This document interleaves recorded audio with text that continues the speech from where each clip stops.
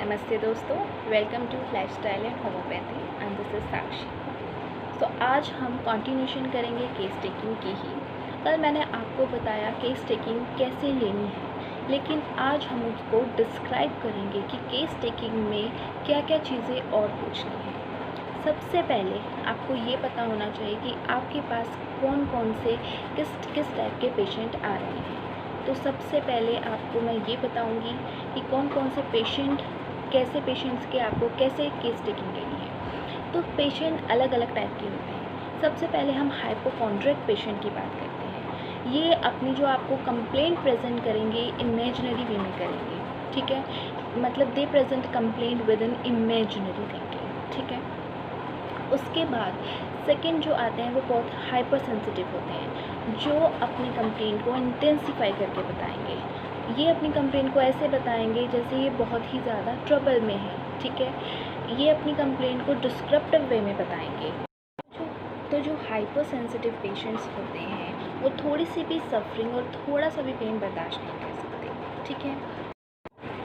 जो third type के patients होते हैं वो स्टोइक्स होते हैं। स्टोइक्स का मतलब है कि वो पेशेंट्स आपके पास जब आएंगे तो अपनी सिर्फ चीफ कंप्लेंट्स बताएंगे, ज़्यादा डिस्क्रिप्टिव वे में वो अपने सिम्टम्स आपको एक्सप्लेन नहीं करेंगे। तो यहाँ पे जो हमें समझना है वो क्या है कि ऐसे पेशेंट से सिम्टम्स कैसे निकलवाने हैं, ठीक है। कुछ पे तो आपको अलग अलग कैटेगरी के पेशेंट्स आपके पास आएंगे, तो ये आपके ऊपर है कि आपने कैसे पेशेंट से सिम्टम्स निकलवाने हैं, ठीक है। तो ऐसे पेशेंट से आप कैसे सिम्टम्स निकलवाएंगे, उससे ज़्यादा क्वेश्चंस पुट करेंगे, तब वो अपने सिम्टम्स को आगे डिस्क्राइब करेगा, ठीक है। तो अब हम बात करते हैं एक्यूट डिजीज़ में कैसे केस टेकिंग करनी है। तो एक्यूट डिजीज़ होती क्या है, जो एकदम से आई और जिनकी प्रोग्रेशन फास्टर होती है, ठीक है। तो इस चीज़ में फिजिशियन को दो चीज़ अपने माइंड में रखनी है। पहली कि फिज़िकल प्लेन में क्या चेंज आ रहा है। फिज़िकल प्लेन में मीन्स कि उसकी एपिटाइट में क्या चेंज है, उसकी थर्स्ट, ठीक है, उसकी बॉवल मूवमेंट्स, उसकी थर्मल रिएक्शंस। और सेकंड जो चीज़ उसने दिमाग में रखनी है वो है मेंटल प्लेन। मेंटली क्या चीज़ है, मेंटल में हमें क्या देखना है, उसकी रेस्टलेसनेस, कि उसका एंगर कितना है, ठीक है।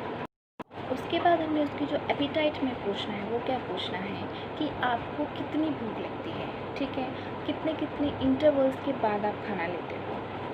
थर्स्ट में हम क्या पूछेंगे कि आपको पानी की प्यास कितनी लगती है, कितने कितने इंटरवल्स के बाद आप पानी पी रहे हो, दिन में कितने ग्लास ऑफ वाटर आप ले रहे हो, ठीक है। उसके बाद उसकी स्वेट पूछेंगे। नॉर्मली हर एक इंसान को स्वेटिंग होती है, बट हमने डायरेक्टली नहीं पूछना कि आपको पसीना आता है, हमने उससे पूछना है आपको किस किस जगह पसीना आता है, ठीक है। वो आपको बताएगा कि एक्जिला में, बैक ऑफ हैंड्स में, ठीक है। उसके बाद आपने पूछना है कि आपको जब पसीना आता है तो स्टेन छोड़ता है वो आपके कपड़ों पर, ठीक है। उसके बाद अब स्लीप की बारी। स्लीप में हम क्या पूछेंगे, आपकी नींद कैसी है, ठीक है, कितने घंटे की नींद आप ले रहे हो। फिर आपने पूछना है कि सोते टाइम क्या आपके मुंह से सलाइवा आता है या आप सोते टाइम खर्राटे लेते हैं, ठीक है। उसके बाद ये सब कुछ तो आपकी डिस्क्रिप्टिव मैनर में हो गया आपको।